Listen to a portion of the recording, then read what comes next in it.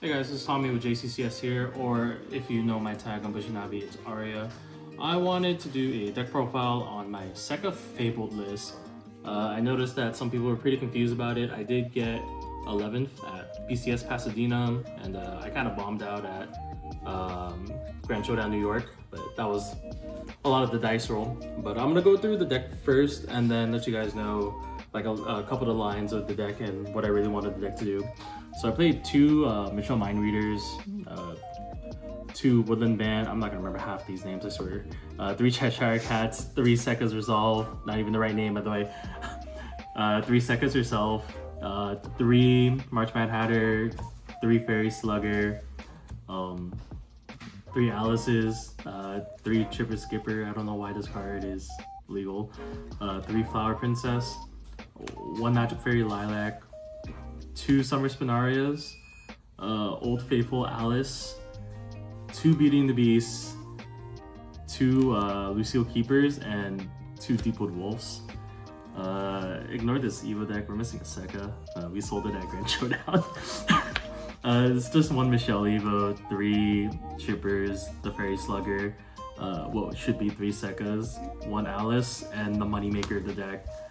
Or the main reason I really made the deck is Spinaria Advance. So the whole reason I wanted to make the deck around Spinaria Advance is because I wanted like a deck that helped deal with a lot of the board based lines, and it was relatively consistent to get this on 6 in a lot of the matchups. So against a lot of other people, doing it on 6 going first, it stopped a lot of like the main game plans from coming out, and it does just kind of win you the game if you're not playing against like specific decks like Departed or anyone with like Zelgenia or hard removal on a fanfare.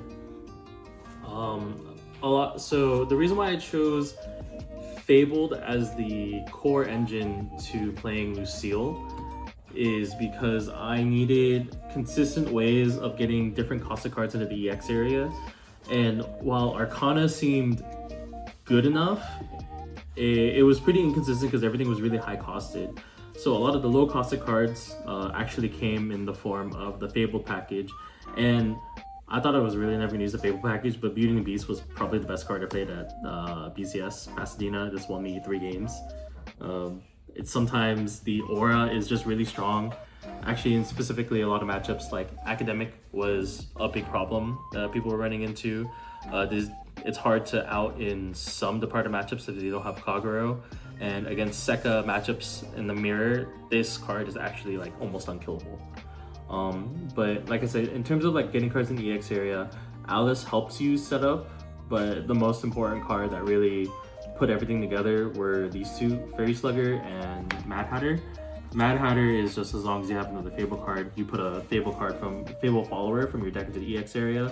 So really, most often, I'd put Beauty and the Beast in there, or I would set up with Alice, or it's just another Mad Hatter and Cheshire Cat.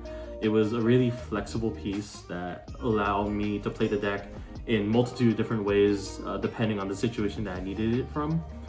And Fairy Slugger was here because the Evo puts a 0 and a 1 costed card into the EX area.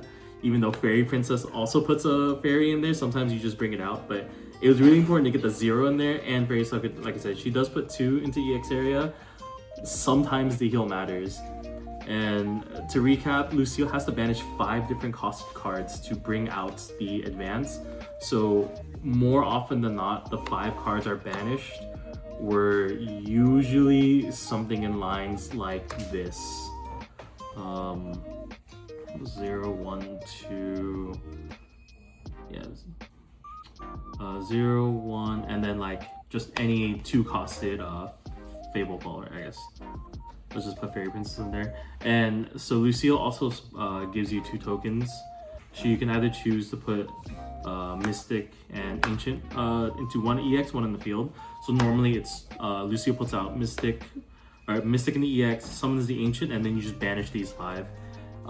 This deck also kind of had some incidental synergies with Sekka because Sekka finds you a lot of the cards you were missing, helps you find the Chipper Skipper, it helps you find the Mad Hatter, and sometimes it does help you find the 1 cost amulet, the Woodland Man, to help you keep a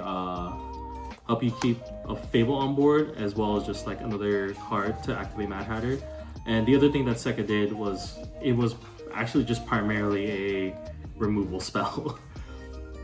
I never won with Sekka Advance. I actually always won the Beauty the Beast or Spinaria Advance. So Sekka here was just an engine to help clean up the board or just like filter through the deck.